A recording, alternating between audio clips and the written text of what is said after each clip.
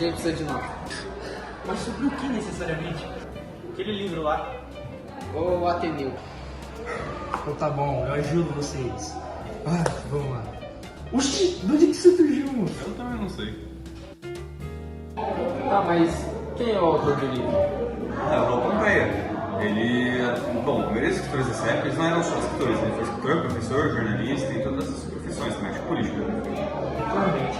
Ele também fez parte daquele movimento lá, o tal do realismo. Ah, legal. Isso na verdade influenciou muito parte da obra do Ateneu, na verdade. Uma curiosidade muito interessante, que o Pompeia ele nem sempre veio ele não tinha uma família muito rica, meio classe média, o que permitiu ele estudar em um colégio interno. Isso influenciou muito o Ateneu. Muitas pessoas que analisam o livro analisam o livro do Ateneu, juntamente com a história do autor em si, eles acabam compreendendo o Ateneu como uma obra quase que biográfica, porque acabam contando as experiências do autor de uma forma meio fantasiosa. Mas qual a diferença do realismo para o naturalismo? Então, velho, o realismo ele foi um movimento meio que antirromântico. Então, ao invés de ver as coisas de uma forma irreal e mágica e todo amorosa, como o romantismo predisse, o realismo ele veio para quebrar essa visão e mostrar as coisas como elas realmente são, como na realidade. Além disso, as diferenças é que o naturalismo ele veio para meio que explicar o realismo. Então, meio que o naturalismo ele focou mais nos instintos humanos. Ou seja, que num cenário de sobrevivência, só os instintos se prevalecem sobre a razão. Tá, mas como que é a história do livro?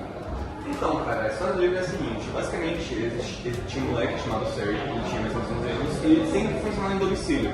A questão é que o pai dele acaba matriculando no Ateneu, que é uma escola de colégio integrado, né? Que é a escola que o menino mora no colégio. Isso no século XIX. Então, o contexto é que o Sérgio ele entra num contexto social que ele não está acostumado em nenhum aspecto.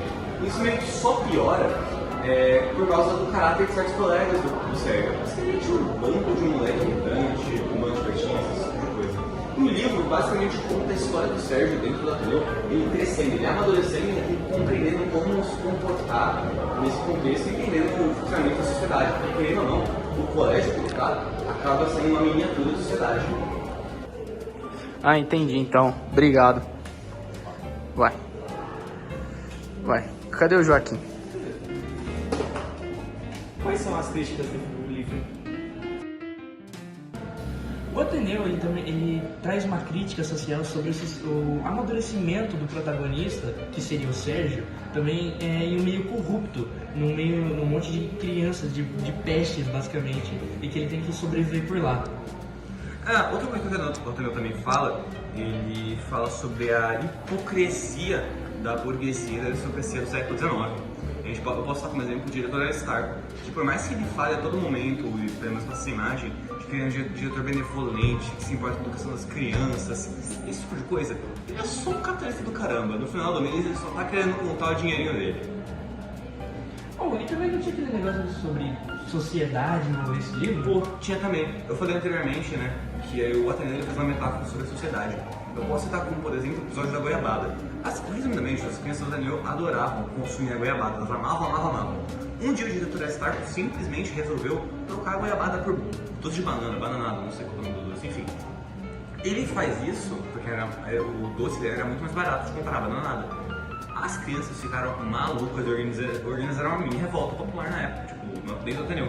Isso mostra que nós, como sociedade, temos o poder de nos impor a certas ordens ou demandas políticas, as quais existem, já que a gente junto é muito mais forte.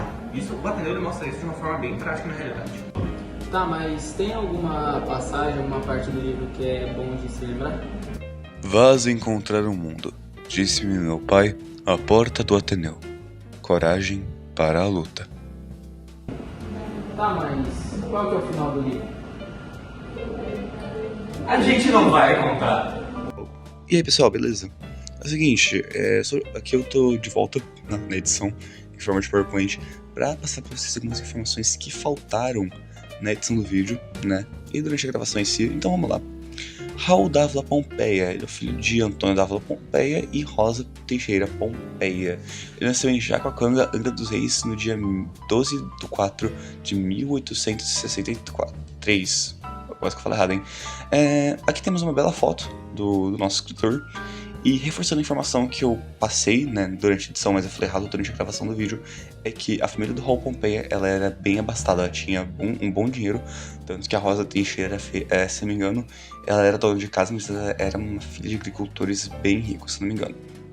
Bem, no ano de 1873, ele se muda para a cidade do Rio de Janeiro e é matriculado no colégio Abílio, que vai ser de grandíssima influência para o Raul Pompeia, né? Ele vai pegar a parte dessas experiências da vida dele e vai inserir dentro do próprio livro O Ateneu. Logicamente, de formas diferentes, né? Ele toma uma boa liberdade poética para isso. Aqui temos sobre o livro, né? O Ateneu, publicado em 1888. Ele é uma das principais obras do naturalismo brasileiro e a maior obra, provavelmente a obra da vida, do Raul Pompeia, né? Porque ficou muito famosa, muito bem conceituada. E vale citar também que o Ateneu tem elementos impressionistas, né? Um movimento literário e artístico que surgiria apenas depois, então é uma obra que é muito à frente do seu tempo. Principalmente se a gente for considerar os seus tópicos, né? Que se mantêm atuais até hoje. Alguns personagens importantes, essa é uma informação que ficou faltando durante a gravação do vídeo, então vamos falar. Temos o Sérgio, que é o nosso protagonista. E o Sérgio, ele é o narrador desse livro, é um narrador personagem. Porém, é o Sérgio adulto que narra essas histórias pra gente. Então, é um personagem adulto, crescido, já formado, né, já tem sua própria família, que ele narra essas memórias afetivas que ele teve da infância. Então, isso é um quê narrativo e poético que o livro tem?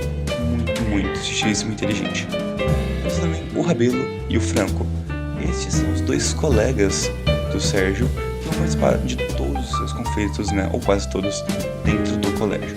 Temos o Aristarco, que é o diretor do colégio, um homem que, para as grandes massas, ele se apresenta como alguém que faz o bem sem olhar a quem. Mas, em seu âmago, no seu interior, ele é um homem extremamente capitalista. No final do mês, ele está olhando a carteira dele e se questionando quanto dinheiro ele gastou com aquele colégio que ele odeia manter. Temos também Dona Emma, a esposa de Aristarco, e a Ângela, funcionária do Ateneu. As duas são as mulheres que aparecem com maior frequência no colégio e acabam exercendo papéis fundamentais para a narrativa do Ateneu. Temos também 3 personagens muito importantes que fazem alianças sociais, né, dentro do colégio Ateneu para proteger o Sérgio, né. O Sérgio meio que compra a confiança deles, né, e a proteção com ações quaisquer, né, como, sei lá, a goiabada, um exemplo aqui qualquer. Né? Temos o Sanches, o Bento Alves e o Egbert, né? Sendo o Egbert esse último inglês dele, estrangeiro. Eles exercem essa função de meio que serem comprados pelo Sérgio para proteger ele, né? Sendo que o Sérgio é franzino, ele não é muito forte fisicamente. O Egbert, ele é uma exceção à regra, porque ele realmente sente uma certa amizade com o Sérgio, né? Ele apresenta essa amizade, sendo a única exceção à regra desses 2 últimos anteriores. Nossas conclusões finais são muito simples. O Ateneu, por ser mesmo sendo um livro de 1888, ele é um livro extremamente bom e interessante até hoje. É um livro que de fato vale a pena a leitura e, se você puder, também a aquisição, né? Muito por conta do seu conteúdo, né? E não é um livro difícil de se encontrar. Então, é um livro que eu recomendo demais a leitura. É simplesmente um livro fantástico. E é isso. Pessoal, espero que vocês tenham gostado do nosso vídeo. É um vídeo que a gente fez no intuito de diversificar um pouco as coisas, ter uma abordagem diferente. E é isso. Muito obrigado e tenham um bom dia.